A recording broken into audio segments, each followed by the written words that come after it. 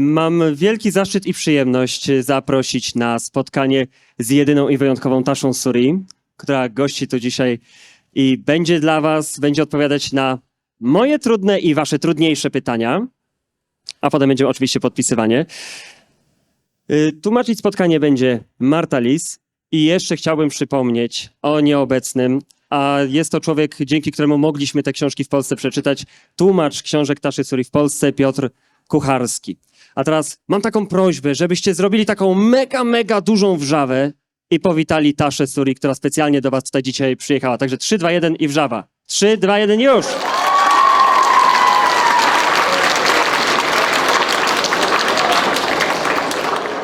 Zanim to przetłumaczę, moi drodzy, to jest taka prośba. Okay? Ja przepraszam, ale to będzie fajne. Okay?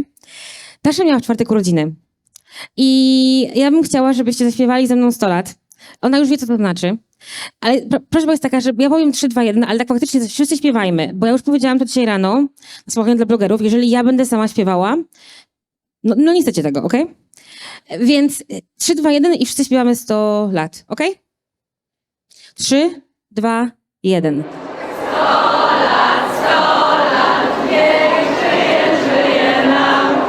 100 lat, 100 lat, niech żyje nam.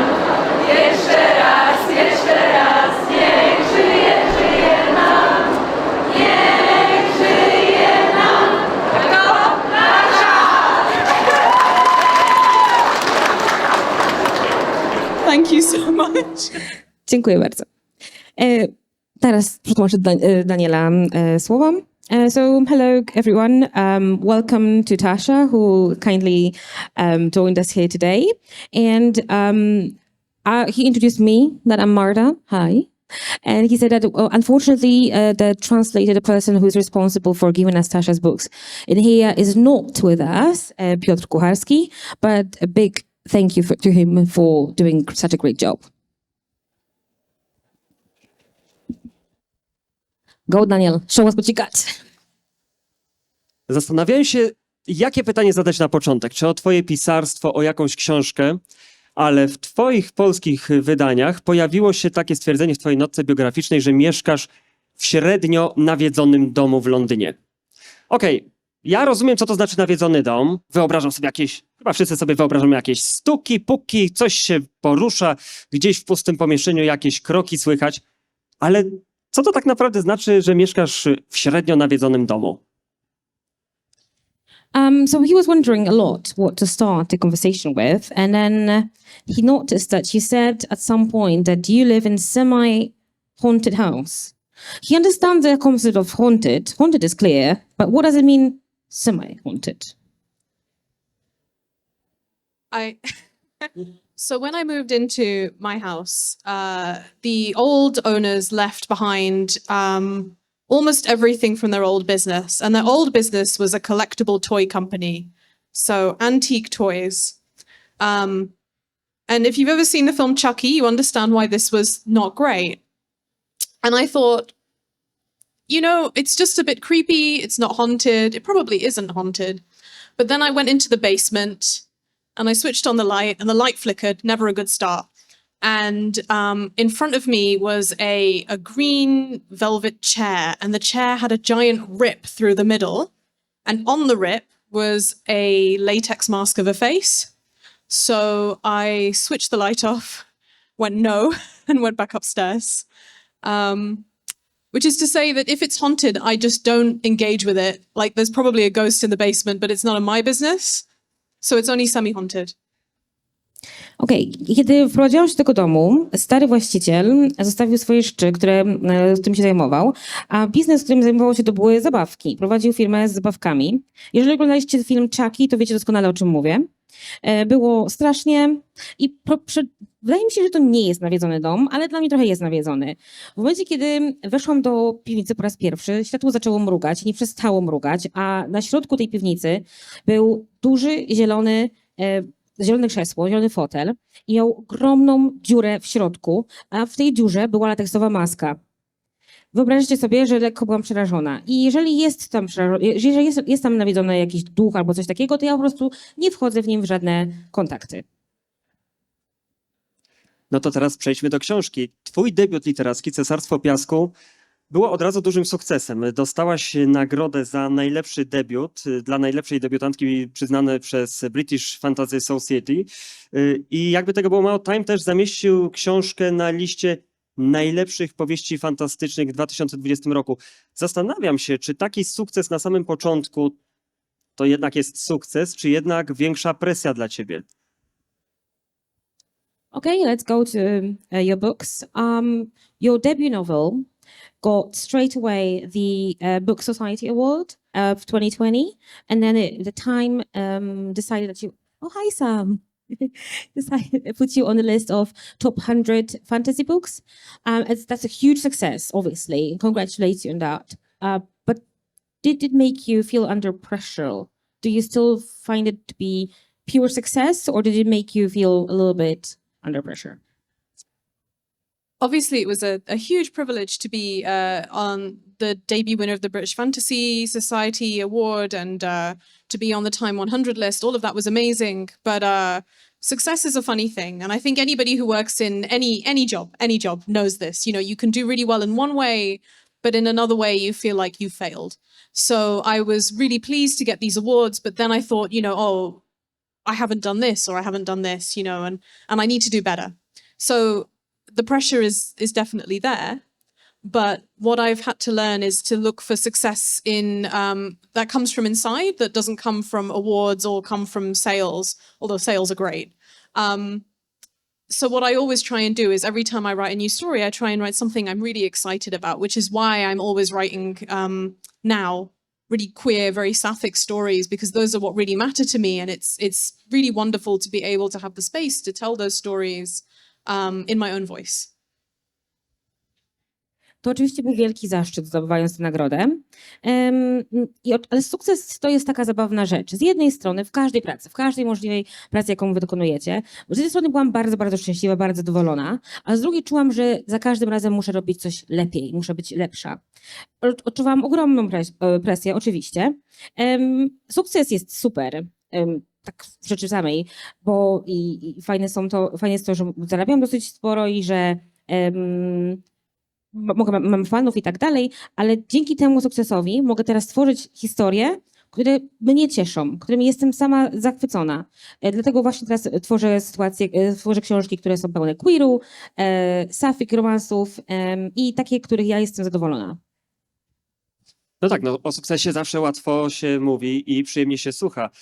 Mogę się założyć, że nie jedna osoba z branży, pisarz, pisarka, zazdrościli ci tego, że twój debiut okazał się od razu takim dużym sukcesem. No wiadomo, jakie jest środowisko, natomiast mało osób zwróci uwagę na to, jak wiele pracy kryło się pod tym sukcesem, jak wiele musiałaś tej pracy wykonać przed napisaniem książki. Pisałaś od dziecka, pisałaś fanfiction i zastanawiam się, co według ciebie było tym, co najbardziej przygotowało cię właśnie do napisania tego debiutu. Hi. So success is a very pleasant thing. And obviously, we are really happy for you. But with success, there comes jealousy, obviously, as well, probably. I mean, that's a question. I'm just translating here, okay? And there is jealousy within the industry. And some people maybe do not realize how much work it costs you to write these books. And you've been writing since you were really, really young. And what was something that made you prepare to write these books now? I swear I heard him say something about fan fiction. Oh yeah. Well, because he said something that you've been writing from very young age, also including fan fiction. Yes. What's the question? What made you prepare to write stuff that you write now? Again, I think it comes back to no, actually, I'm going to address the jealousy point. Of course, jealousy is a possibility in writing or in acting or in music. I can't act and I can't play music, so I don't know. But I think what I've learned, and I learned very quickly, is actually the best thing in writing is meeting other writers and seeing them get excited about their work and getting excited about your work. So I'm very lucky to have friends who are writers, and many of them are, by any measure, more talented than me, more successful than me. But I find that being happy for them makes me happier. And the one great thing that you find with books is that people who read books read other books. So it's never a matter of if somebody's, read your book, they're never going to read another one. It's more likely that they'll read your book and go, oh, I love this kind of fantasy. I want to read another book like this. And they'll keep reading more things. So that's what I remind myself of when I think of jealousy in the industry. And I'll stop there because otherwise you have to say quite a lot all at once. Najpierw odniosę się do tej zazdrości. Oczywiście zazdrość jest wszędzie, w każdym możliwym miejscu i w byciu aktorem, i w muzyce, ale ja nie umiem grać, nie umiem też grać na żadnym instrumencie. I domyśliłam się bardzo szybko, że kluczem do sukcesu jest spotykanie innych autorów, cieszenie się razem z nimi ich sukcesami.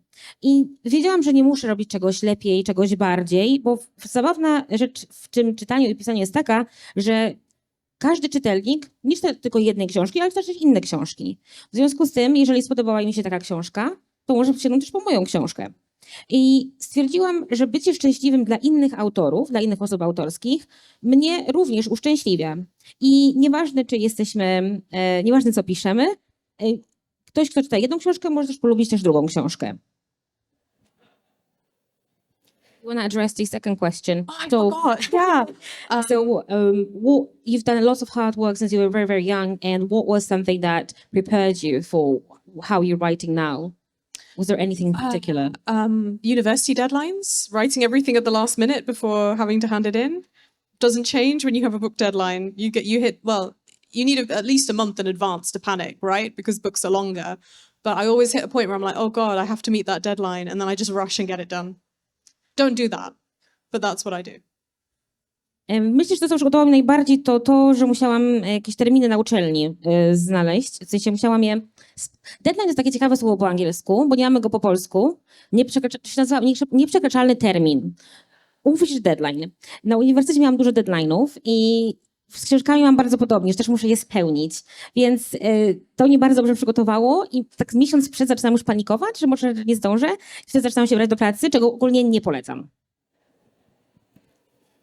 To teraz odejdźmy na chwilkę od książek, które piszesz, bo to pytanie jest istotne względem tego, co sama tworzysz. Powiedziałaś w jednym z wywiadów, że czytałaś od dziecka, natomiast prawdziwy gust czytelniczy zaczął ci się wyrabiać dopiero w momencie, kiedy poszłaś do biblioteki, kiedy zaczęłaś sama wybierać sobie lektury. I zastanawiam się, ponieważ byłaś bibliotekarką, jak podchodzisz do takich spraw, kiedy książki dla młodzieży zawierają coraz więcej wątków związanych z seksualnością, coraz więcej wątków, które są uznawane za toksyczne i czy jednak możemy sobie pozwalać na to, żeby sami ten gust kształtować, czy jednak powinna być ta siła wyższa, na przykład bibliotekarza, który podpowie nam, co jest dla nas właściwe?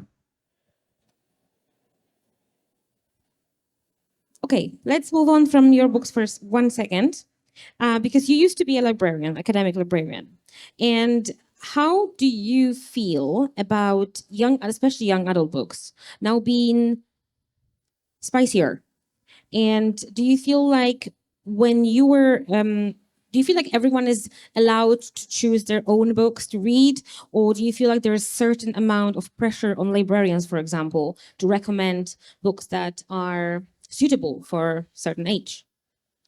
So I was an academic medical and science librarian. So generally I didn't have to control what people read. You know, if they wanted a book that was just about, I won't say it. Anything that they needed to read, I could get for them. So I never had to decide what teenagers could and couldn't read. But the question of what young people should and should not be reading is still very interesting to me as a writer, especially because in many different countries and families, certain fiction is censored, right? So in America, there are book bans against queer fiction, particularly. And even when I was at school, which was a number of years ago, there were lots of laws in place about what you could tell children. So my general sense is that I don't really care what teenagers read. I think they should be able to read what they want. They already have the internet, so they can see everything there. And I think the question of spice in YA is not really one I can answer because I don't write spicy YA. I write for adults. So, you know, I can put whatever I want in. But I do think that there should be space to explore certain themes in an appropriate way, whatever that might mean for YA authors and teen readers, because those are also pertinent to teenage lives. Tak, byłam bibliotekarką, ale byłam bibliotekarką w dziale akademickim, medyczno-naukowym, więc nie za bardzo mogłam mówić komukolwiek, co ma, czego ma nie czytać. Cokolwiek potrzebowali, to im dawałam i nie musiałam decydować absolutnie o niczym. Pytanie też, co powinni czytać ludzie młodzi, to jest bardzo ciekawe, interesujące pytanie.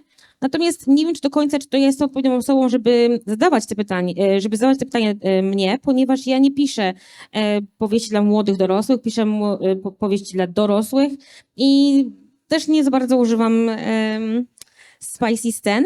Natomiast to jest bardzo ciekawe pytanie i są tematy, które nie są dozwolone w niektórych miejscach. Na przykład w Stanach książki LGBTQ+, queerowe książki, niektóre są po prostu zakazane. Szczerze mówiąc, nie za bardzo mnie to obchodzi, w sensie takim, że młodzież powinna czytać to, co chcą czytać. I jest internet i oni, jeżeli coś chcą zobaczyć, to po prostu zobaczą. Temat, co powiedzieć dzieciom, jest bardzo trudnym tematem i myślę sobie, że każdy powinien indywidualnie do niego podejść.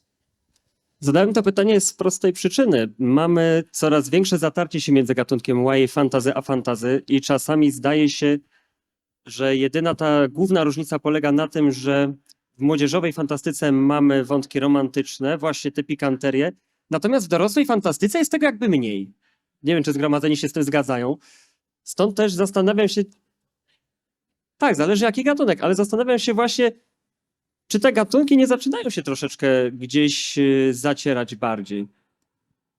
So the reason he asked this question is because he feels like YA fantasy and fantasy is sort of like catching up to each other, and he feels like the main difference is that in YA fantasy there's more romance, and that's what he says apparently. I don't exactly know, but in fantasy there's less romance. Do you agree with that? You know my answer. So I think until recently you found more romance in YA and you found less in adult, but I think that's really changed. If you look at like Hannah Witten, you don't have to list every name, it's okay. Shannon Chakrabarti, if you look at, Samantha Shannon, if you look at even some older authors like Juliet Marillier, even Brandon Sanderson has romance in his books, right? You do have romance in adult fantasy. I think the issue has been that a lot of, often if people wanted a very romance-focused book, they would have to look at YA fantasy, which isn't all that YA fantasy is. It's much broader, more diverse than that. But now romantasy is becoming a much bigger trend. There's more space for that fiction in adult fiction. So I don't know if that answers the question, but basically my sense is that there is now a space in adult fiction for romance, and in fact there always has been. Moim zdaniem zawsze było miejsce w fantastyce, nie fantastyce dla młodzieży, na romans. Jakby na przykład Samantha Shannon albo Brandon Sanderson, oni też piszą wątki romantyczne w swoich książkach. Nie wydaje mi się, że po prostu chodzi o to, że teraz trendem jest roman fantasy, gdzie po prostu tego wątku jest dużo więcej i jest on bardziej pikantniejszy i to jest właśnie teraz popularne. To teraz przejdźmy do twoich książek, bo zrobiłaś coś, na co niewielu autorów wcześniej się porwało, czyli zaczęłaś tworzyć bardzo niezachodnie książki. Sama powiedziałaś w jednym z wywiadów, że gdybyś publikowała je 5 lat wcześniej, to możliwe, że nie znalazłabyś wydawcy. Zresztą sama znalazłaś amerykańskiego agenta, bo stwierdziłaś, że rynek też amerykański jest inny od brytyjskiego i niekoniecznie w Wielkiej Brytanii taka książka zostałaby przyjęta. Czy uważasz, że świat rzeczywiście otwiera się na te treści, nazwijmy to niezachodnie, na treści mniejszościowe? Czy to jest po prostu jakiś trend też, który się buduje? A jeżeli jest to trend, to czy ma szansę on doprowadzić do rzeczywistego otwarcia się świata na tego typu treści? I like how you're watching me and you're like, what is... Because your face changes every time he speaks. So I'm trying to guess what the questions will be. Oh, this one is a really good one. So you did something that not many authors done before, that you decided to write a very not Western book. And you said yourself that you don't think if you try to publish this book 5 years prior to when you actually did it, you might not have found the publisher, and you've got an first agent you had was from the States. And do you think that if the world is opening more and more to not very Western books? Or do you think it's just a trend? I don't think it's just a trend, but I do think that it'd be easy for me to say that things are changing and suddenly there are more Black authors and Asian authors than there used to be and more non-Western fantasy. I could say that. But my sense is that if you look at the history of fiction, there have been moments in history where, for example, we've seen a lot more queer fiction. Right before World War II, there was this huge, swell of queer fiction, and then it gets erased. Or we see lots of women writing and then they're forgotten. So my sense is that there's always been people writing some kind of non-Western fiction and fantasy, probably in the non-Western world, but it's not had the support or the recognition it deserved. I do hope that this will last and that authors from everywhere will have really good opportunities. But I don't know. I do not think it's a trend. I want to say that the world is changing. There's more...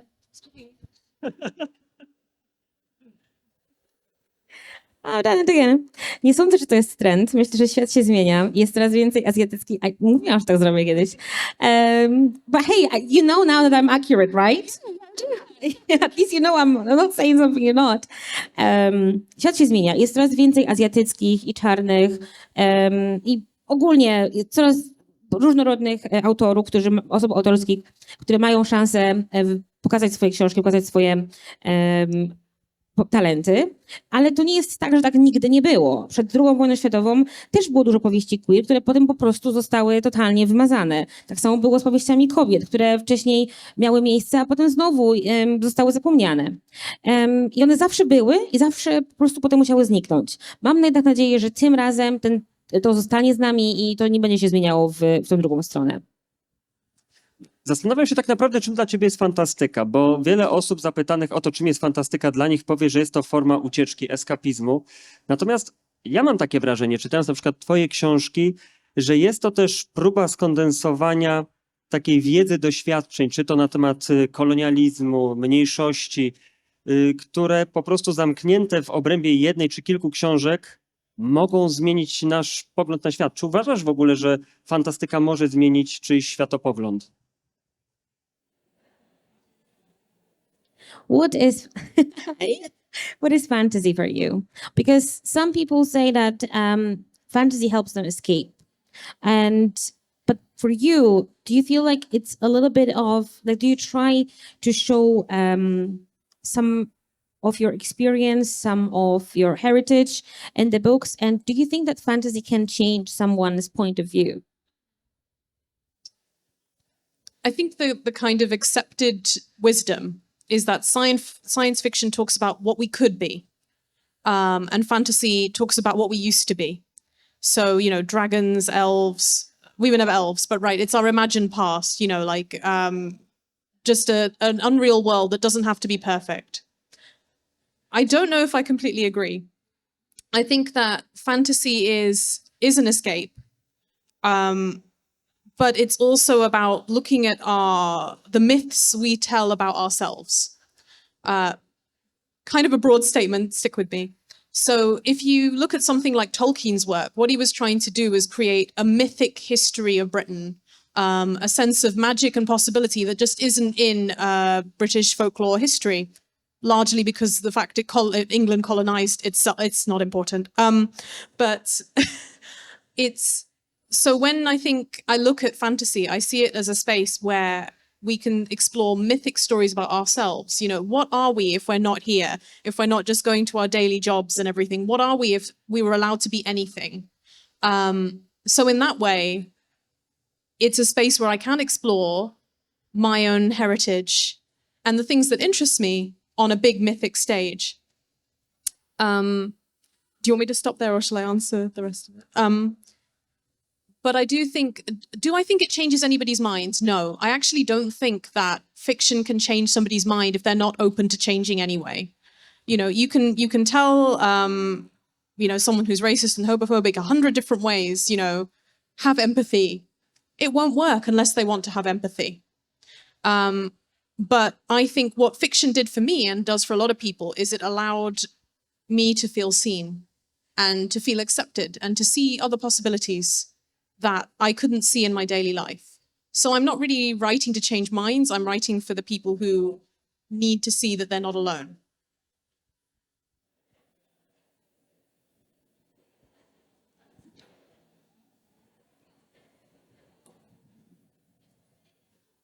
Sorry.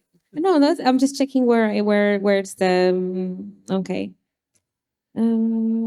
Okej. Dla mnie fanfiction to jest...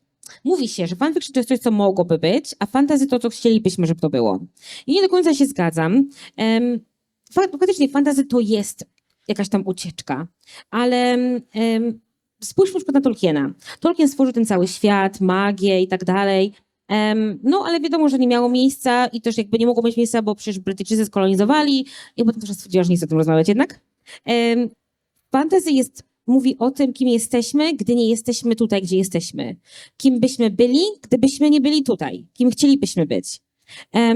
I mogę opowiedzieć dzięki swoim książkom o swoim pochodzeniu, tak to prawda, ale również... O nie, zgubiłam... Okej. Ale jeżeli ktoś nie chce się zmienić i to absolutnie moje książki niczego nie zmienią, że ta książka niczego nie zmieni. Jeżeli ktoś jest homofobem albo nie rasistą, to nawet najlepsza książka tego nie zmieni. Ja piszę książki dlatego, że chcę, żeby ludzie czuli się akceptowani. Ja też czytając fantastykę, czuję się akceptowana. I chcę, żeby ludzie wiedzieli, że nie są sami w tym swoim marzeniu o innych światach. Masz dzięki temu bardzo dużą możliwość wpływania na to, jak ludzie postrzegają różne zdarzenia. Bo na przykład w twoich książkach widać twoje zainteresowanie jednak historią, kulturą Azji Południowej. I zastanawiam się, czy czasami nie kusi cię, żeby zboczyć troszkę z fantastyki i napisać być może historię o prawdziwych bohaterach, prawdziwych ludziach i prawdziwym zdarzeniu, żeby jeszcze bardziej z tą kulturą wyjść. Wiadomo, to nie są książki, które są tak bardzo popularne na Zachodzie, ale mając już ugruntowaną pozycję na rynku fantastyki, czy korciło cię kiedyś, żeby napisać non-fiction? Yes, non-fiction. So your books are they are very influenced with Asian, Southern Asian culture, but you focus on fantasy. But have you ever thought about writing something with non-fiction about Asian culture? Non-fiction? Yes. No. I like stories too much. Like I never liked history as a subject at school. I liked taking bits of history I learned and going and making stories about it, right? So I didn't care about the Vikings except that I wanted to pretend to be a Viking. That's it. So, and I also think there are people much cleverer than me who could write some nonfiction. Okay, maybe not cleverer, who know more about the subject than I do. The nice thing about fantasy is if you make half of it up, that's fine. It's fantasy. You're meant to make things up. Nie będę pisała nigdy nie fantazy. Ja kocham fantazy. Nigdy nie lubiłam historii w szkole, ale lubiłam historyjki. Nie lubiłam czytać o wikingach, ale lubiłam sobie myśleć, że mogłabym być wikingiem. I uważam, że są mądrzejsi, dobra, może nie mądrzejsi, ale bardziej wyedukowani ludzie w tym temacie, którzy napisaliby dużo lepsze historie. No to teraz zboczmy troszkę w kierunku książek, przynajmniej tych, które w Polsce zostały wydane. I silnych bohaterek, bo znamy różne definicje silnych bohaterek przedstawianych w książkach, natomiast ciekawi mnie, kim dla ciebie jest silna bohaterka, bo no, przywykliśmy jednak do tego, że silna bohaterka skopie komuś tyłek, silna bohaterka nakrzyczy na kogoś, zrobi z każdym porządek, natomiast u ciebie działania bardziej pokazują tę siłę charakteru, aniżeli podniesiony głos. I chciałbym się zapytać po prostu, co to dla ciebie znaczy silna bohaterka, jak byś ją zdefiniowała? I'm just going to say that this is a very good question for Sam. And I think that, because Sam I'm going to ask the question and you will know what I'm talking about. So what is a strong female character for you? Because normally when we've got a strong female character, it should be a badass. She should kick some asses. She should shout at someone. But in your books, they their action shows their strength. So what is for you a strong female character? So the reason this is a good question for Samantha Shannon is that I asked yesterday, what could you talk about for 90 minutes? And her answer was strong female characters. Mine was not Doctor Who, but I could have talked about Doctor Who. Was So- it Doctor Who? It wasn't it Doctor was Who. Doctor Who. What is a strong female character? Okay, so I think that you have to look at history for the answer to that in so many ways. So when you look at a lot of historical records, we see, you know, obviously women who are queens, women who are conquerors, women who are pirates, women do a lot of stuff, you know, they're very busy. And that's kind of a form of strength that people recognize as a strong woman, you know, maybe, and women like that in fiction would be strong female characters. But I also think that there are types of strength that don't generally get respected in historical record or in some fiction. So women who hold a family together through a war, or women who are politically very clever, or who can use court politics. So if they're in like a harem, they can manipulate and get power within there. Or women who appear weak, but actually use that as a way to protect themselves.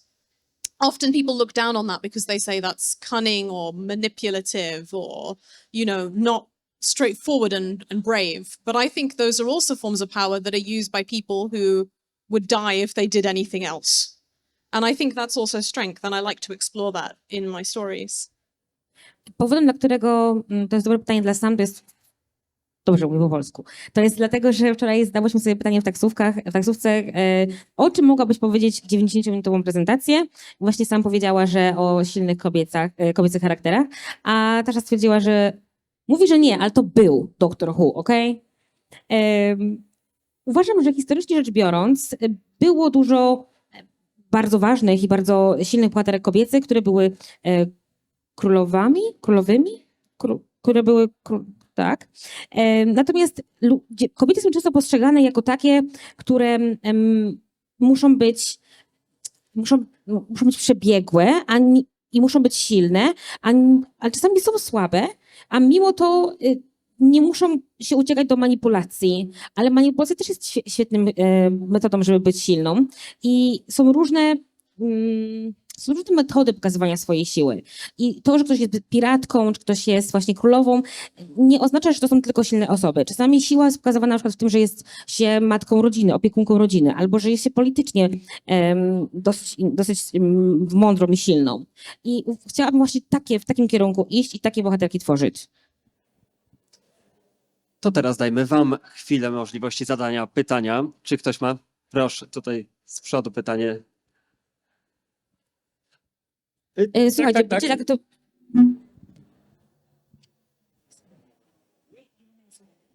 Okay, I'll try to ask in English if that's okay. So I know you've written a remix of Wuthering Heights, and you haven't read it yet because it isn't translated to Polish. But I want to kind of ask about it because Wuthering Heights is my favorite book of all time. And I know that in your remix, you kind of explore the themes of Heathcliff not being white. And in many movies, he's played by white actors. And I've seen a lot of comments under one movie where Heathcliff was played by black actors. And people were so mad for some reason. But that's not my question. I wanted to ask you, because in Wuthering Heights and also in your books, nothing is 100% good, 100% bad, but what's your point on Heathcliff? Do you perceive him as a victim or the villain or both, of none? I just want to know your point and your view on him. I don't know if my question made sense, but I'm kind of curious. Wiem, że napisałaś remix Wichrowych Wzgórz. Pytam cię o to, mimo że nie zostało to przetłumaczone jeszcze na język polski, ale Wichrowe Wzgórza są moją ulubioną książką i chciałabym, żebyś wypowiedziała się na temat tego, że Heathcliff, czyli bohater Wichrowych Wzgórz, nie był białoskórym bohaterem. W dużej ilości filmów i adaptacji tej książki właśnie jest to biały aktor, ale w jednej z nich jest czarnym aktorem i komentarze pod tym filmem, tak, które się pojawiały, pokazywały bardzo złość ludzi. I chciałabym zapytać cię, co sądzisz właśnie o Heathcliffie? Czy sądzisz, że to jest czy to jest ofiara, czy to jest zły człowiek? Bo w twoich książkach nie wszystko jest 100% białe, a 100% czarne, czyli nie jest 100% dobre albo złe. It's interesting that people think Heathcliff should be white because they're wrong. It's in the text, he's clearly not white. What's interesting in the original Wuthering Heights is that he's very carefully not any particular race. So he could be Romani, he could be Spanish, which is, white, but fine. He could be Indian, he could be Chinese, he could be black. That's a very big range of things that he could be. And it said so in the text.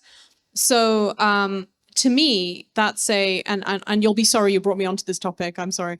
That's a reflection of the Gothic fiction idea of the other. So a figure that is foreign, but isn't specifically from anywhere, who causes chaos and destruction. So Dracula's a really good example of this. Dracula is, changing, poisoning blood, very much a comment on race and, immigration. And that's a Gothic fiction trope. So I wanted to give Heathcliff a background, and I made him, in this case, Indian, so I could explore the actual history at the time of immigration and minority communities in the UK. And I can finish the rest of my point in a bit, so yeah. To bardzo dobre pytanie, ale będziesz żałowała, że je zadałaś, ponieważ dużo o tym powiem. To jest straszne, że Heathcliff jest postrzegany jako biała postać, bo on w książce jest bardzo jasno nie białą postacią, ale jest też bardzo ostrożnie napisany jako osoba, która po prostu tej rasy nie ma sprecyzowane, czy on jest, on by mógł być z Indii, on mógł być Chińczykiem, on mógł być czarny, on mógł być kimkolwiek mógłby być. I tutaj mam taką refleksję na temat tego tropu, jakim jest Gothic fiction, czyli to, że osoba, która nie jest do końca, nie jest biała, jest innej rasy i ona musi być tą do końca troszeczkę złą postacią. Na przykład Dracula jest takim świetnym przykładem. W moim fanfiction, w moim retellingu Heathcliff jest Hindusem, ponieważ mogłam stworzyć mu historię. So, is he good or evil? He does strangle a dog in the original, so he's not a nice guy, right? But I think the point of my interpretation, and the point I would argue of the original, is not whether he is a good person or a bad person, but how generations of trauma can shape somebody to become the very thing that they hated. So they'll do the same thing that was done to them. So it's all about like family trauma, which is one of my favorite topics. So it was really fun to write. Czy Heathcliff jest dobrą czy złą postacią? No cóż, udusił w oryginalnej książce psa, więc nie jest fajnym facetem. Ale ta książka pokazuje idealnie, jak lata traumy mogą zmienić człowieka. Jak coś, co jest tobie robione, może sprawić, że ty też taką osobą się staniesz.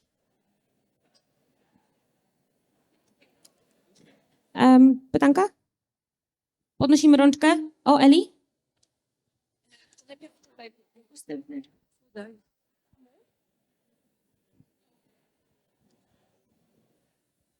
Okay, hi. I will also ask question in English because I just think it's a little bit more personal. My name is Edyta, and I'm currently working on a project called Lesbioteka, which is loosely translated into Lesbrary. It's a little bit like just library of lesbian books. Okay, so I was absolutely thrilled when they announced that your Jasmine Throne will be published here in Poland. But also when they revealed the book cover, I was a little bit concerned, and I think some other people were also concerned because we think that the woman who is portrayed on the cover book is a little bit male-gazed. And I wanted to ask you if you think, do you like it, or maybe you like the original version more? What are your thoughts on that? Pytanie jest o okładkę. Czy widziała ją Tasza i czy uważa, że sportretowana postać na tej okładce pasuje do bohaterki tej powieści, czy woli bardziej oryginalną okładkę? Okay, so I'll start by saying I do like the cover, and I will explain. But that said, I think it's important for readers and people who critique, reviewers, to have their own views and to bring their own analysis to the table.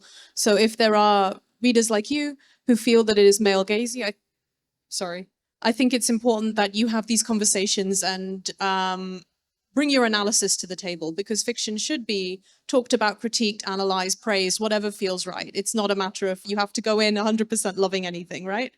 I just think she looks really pretty. So that was as far as my thought process got. I think for me, the thing that I appreciate about most of the covers that I've had, is it making a lot of feedback, this? Okay. Is that whether it's male gaze or otherwise, which honestly I hadn't thought about, is I was really pleased to see a South Asian woman in a sari on a cover of a fantasy novel. So I was really pleased to see that for a Polish audience and for an American audience, because in both cases I don't think it's particularly common. And that really pleased me. But that said, that isn't me saying that you shouldn't critique or have your own views. And I think it's important to bring that to the table. Also, I love the name, like Lesbury. It's so cool.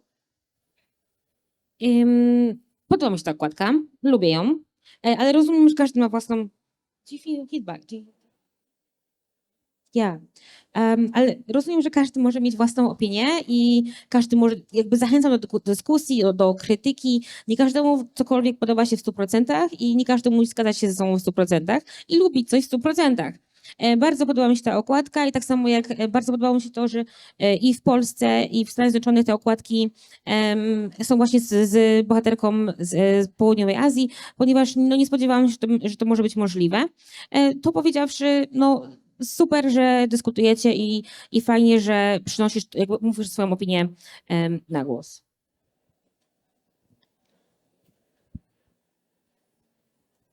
Hi, once again, because we talked today for like a while. Anyways, I wanted to ask you about a tip you would give yourself at the beginning of your writing journey. And also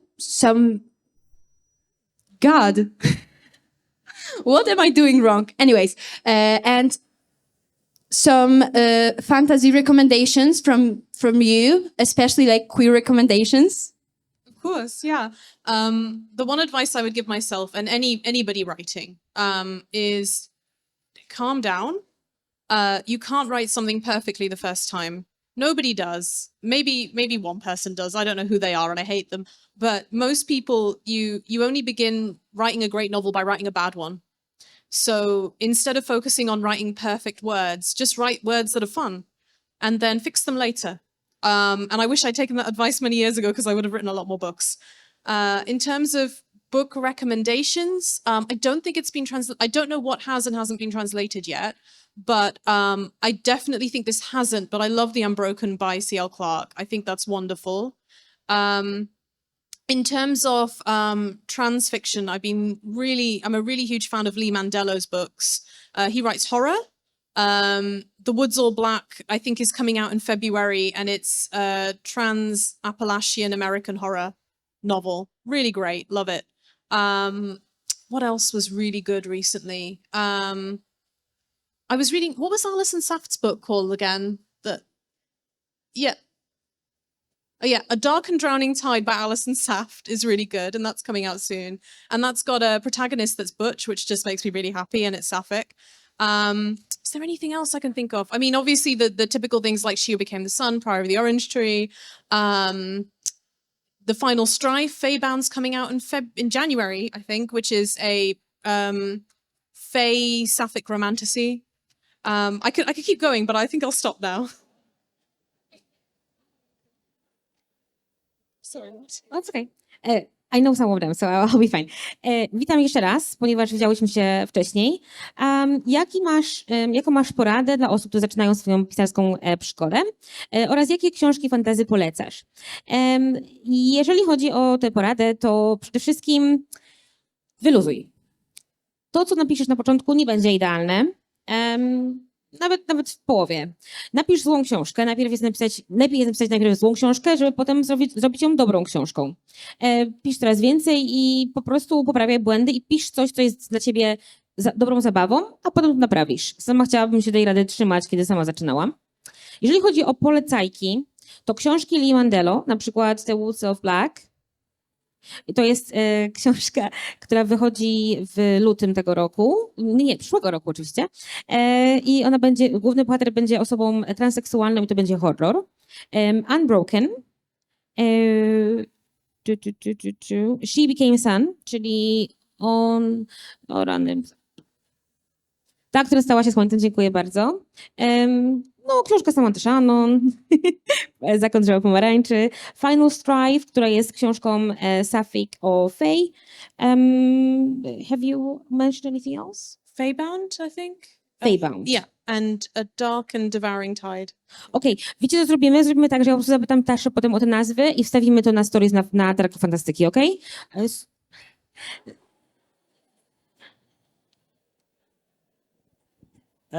Thank you very much. I here. My name is Arthur. I want to ask you about one thing. What was the most difficult thing in creating the universe of your books? Pardon me. I'm asking this because I must admit, I have a hobby in form of I'm writer myself. Did you hear that? Okay. Jaka była najtrudniejsza rzecz w pisaniu nowego świata, twojego świata? So in terms of writing a world, there are two approaches, I think. The most difficulty is building rules. That I find, but it's also not that hard. It's hard. I always forget how hard it is, but it's kind of the end process for me. So the best thing, again, like writing a first draft, is to focus on what you love. So I like to start by building around a character. So I build a world by thinking about what a character will see and feel and hear and eat and experience. And I build all of that on the basis of what I think is interesting. So when I built the world of the Jasmine Throne, I thought about what I really enjoyed writing. So market scenes and giant temples and, palaces are all things that I enjoy. So I put those into the world building. So start with joy, build rules later. Są dwa podstawowe sposoby. Trudne dla mnie jest tworzenie, pierwszym sposobem są zasady. Trzeba stworzyć zasady i to jest trudne, ale może nie trudne tak do końca, w sumie to nie wiem. Napisz to, co ty kochasz. Odpowiedz sobie na pytanie, co ty kochasz.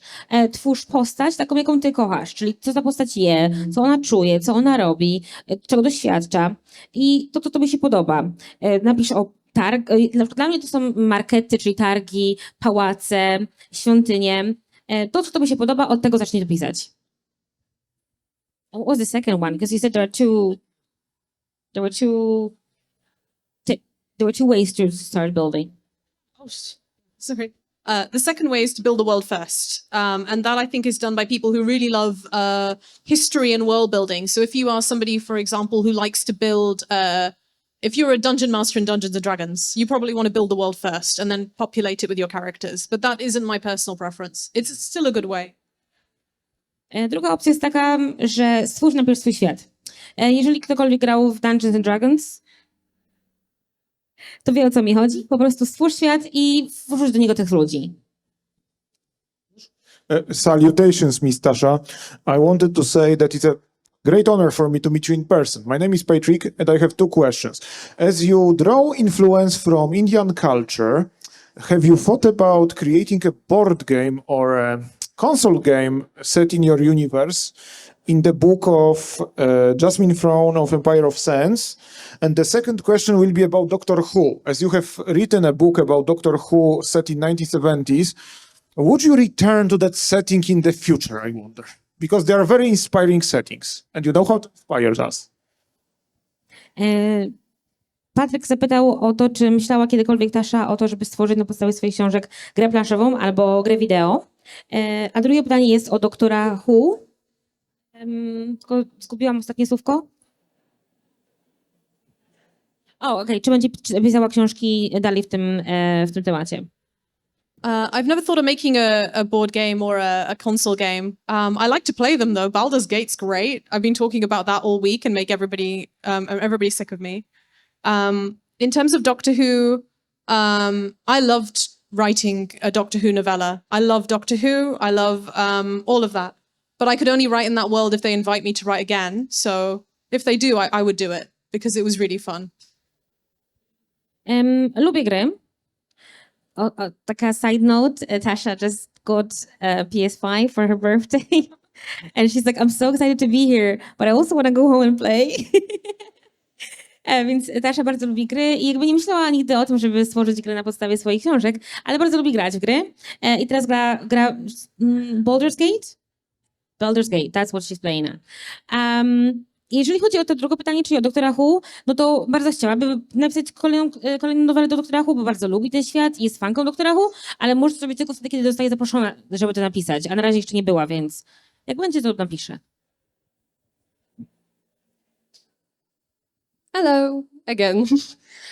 I did ask you earlier about character building, and I have another writer-related question. How do you choose what to write and what not to write in terms like you get an idea for a story? How far do you have to be into the script writing to know that you're going to finish the whole story, that you want to send it to your publisher? And another question, because I did ask you, but I had to run. If you had to choose one favorite Doctor, which one would it be? Okej, mam dwa pytanka. Pytanie numer 1 jest takie. Jak już masz ten pomysł, to w jakim momencie tego swojego pisania stwierdzasz, będę pisała to dalej, wyślę to do mojego wydawcy, będę chciała, żeby to poszło dalej, a w którym ewentualnie mówisz, dobra, nie kontynuuję tego. A drugie pytanie jest o doktora Who, który jest twoim ulubionym. Okay. In terms of knowing when I want to make a story into a full novel, I usually know really fast, first chapter, because it has to feel good. I have no other way of explaining it. If I'm not enjoying it, if I don't feel excited or challenged, then it's not worth my time. You know, fantasy novels are 100,000 plus words. If I'm having a bad time, it's not a good use of my energy. And the characters will stay with me and the ideas, and I'll think about them all the time. And that's when I know it's the right story to work on. Doctor Who, I know this is a cop-out, but I don't have a favorite Doctor. I like different things about each of them. Like, I think a lot of people love the 10th Doctor and David Tennant's run. But there are moments that I thought he was a bit whiny. Please don't judge me. So I liked Matt Smith's run as the 11th Doctor, but sometimes he also annoyed me. Maybe the Doctor just annoys me a little bit. Maybe that's part of why I like the Doctor. But I have a soft spot for the 12th Doctor as well, because that's the one I wrote into the novella. And I just really like Peter Capaldi. Zazwyczaj wiem po pierwszym rozdziale. Jeżeli po pierwszym rozdziale nie do końca coś mi gra i jakby nie czuję tego, nie czuję się podekscytowana, to wiem, że nie będę pisała dalej. To powiedziawszy, ci bohaterowie zostają w mojej głowie, zostają ze mną, więc dalej tam będę o nich myśleć. Pisanie książki fantasy to jest około 100 000 słów, więc to jest naprawdę mnóstwo czasu, mnóstwo pracy. Więc jeżeli czegoś nie czuję, to nie będę tego kontynuować. A jeżeli chodzi o tego ulubionego doktora, to wiem, że to zabrzmi dziwnie, ale nie mam ulubionego doktora. Lubię coś z każdego doktora. Bardzo podobał mi się doktor Tennant, ale Boże, doktor, którego grał doktor David Tennant, ale czasami był taką marudą i tak nie za bardzo. Podobał mi się też doktor... Który to był numer? Matt Smith. Ja nie wiem w ogóle, co to jest Doctor Who. Ja wiem tylko, że jest taka budka.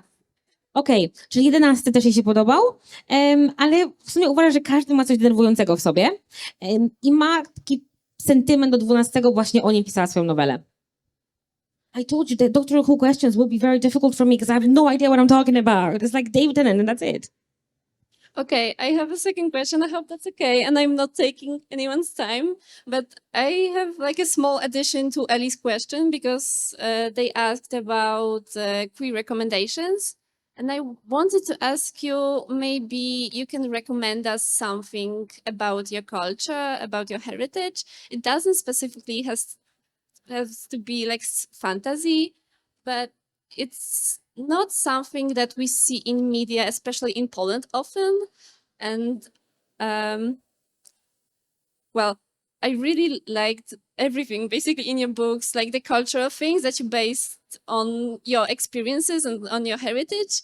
And I just want to ask about where to look, what to read, to kind of, well, there's a lot of text about Chinese things, Japanese, Korean, but we don't talk about like Southern Asia that much. And I just wanted to ask some recommendation about that.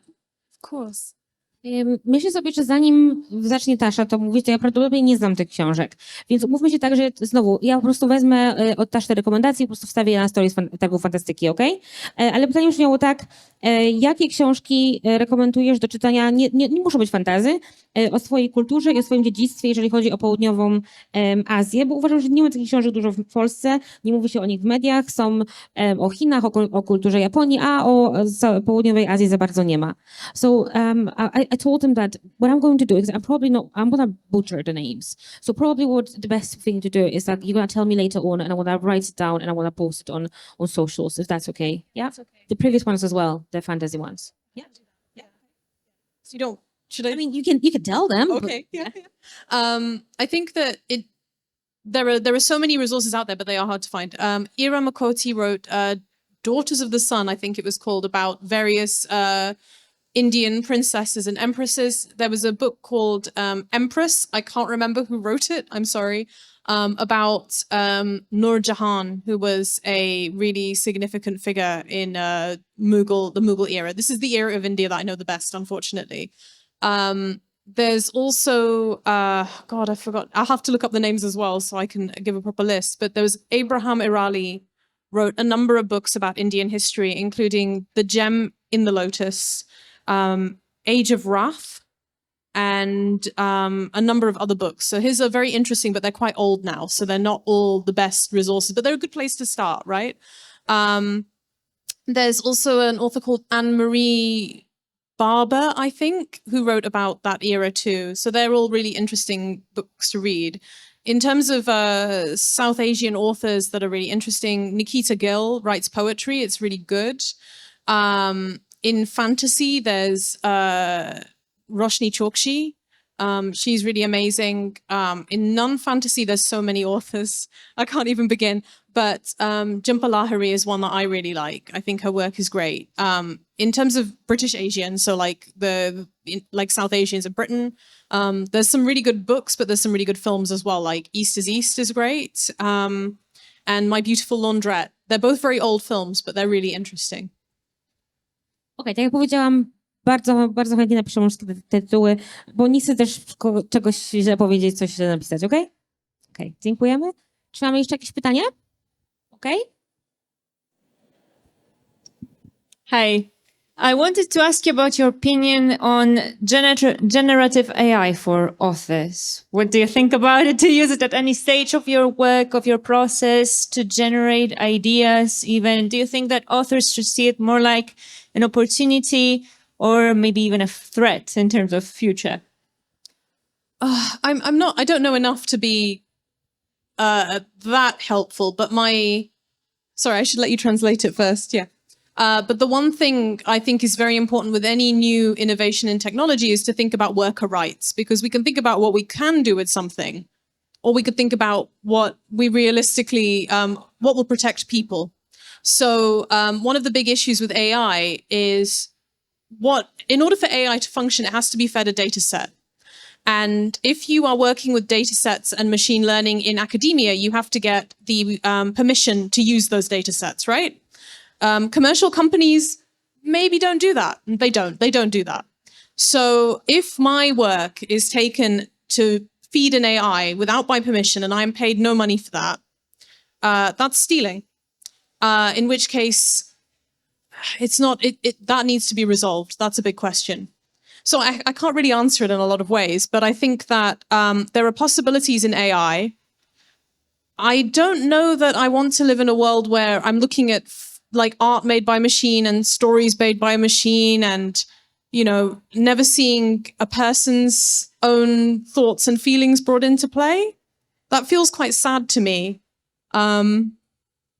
But I'm not an expert. Pytanie było o sztuczną inteligencję. Czy uważasz, że ona, czy sama korzystasz z pomocy sztucznej inteligencji, kiedy ona generuje pomysły i uważasz, że sztuczna inteligencja może być pomocna, czy też jest zagrożeniem dla pisarzy? I Tasza powiedziała, że przede wszystkim musimy zadać sobie pytanie, jak sztuczna inteligencja wpływa na to, jak traktujemy pracowników i jak prawa ludzkie są traktowane, prawa też również pisarzy. Bo przede wszystkim musimy chronić ludzkość. I sztuczna inteligencja bierze wiadomości, bierze datę i powinna mieć pozwolenie na to, ale niektóre firmy tego nie robią, nie mają tego pozwolenia. Jest to po prostu kradzież. I jest to oczywiście ogromna możliwość, jeżeli chodzi o sztuczną inteligencję. Jest to bardzo pomocna rzecz, natomiast nie jest przekonana, czy chciałaby żyć w świecie, w którym właśnie wszystko stworzone jest przez sztuczną inteligencję. Trochę to wszystko smutne, że patrzy na czyjąś sztukę, a to nie jest sztuka tworzona ludzką ręką. Czy mamy jeszcze jakieś pytania? Okej.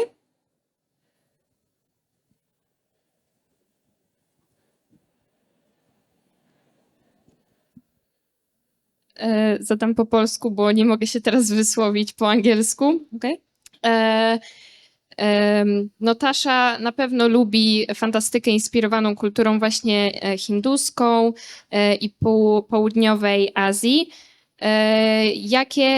Jakie jeszcze fantazje inspirowane jakimi kulturami lubi?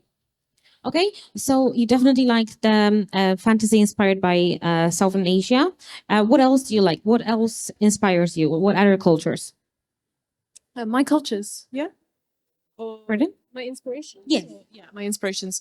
I love mythology. I love anything about weapons, I think is really fun. I included sword whips because I think they're really cool. I've loved a lot of different fantasy that's not just South Asian. So I love Tolkien. I love like some of the early classic fantasies. I like authors like Le Guin. I love Gothic fiction, which is why I wrote a Wuthering Heights retelling. I found like the Georgian era of history really interesting in the UK. So all of those kind of things I find really fascinating. But in terms of interests, I'm one of those people who kind of gets really interested in random things for a little while and then forgets about it, and then I come back to it later. And that often influences my work as well.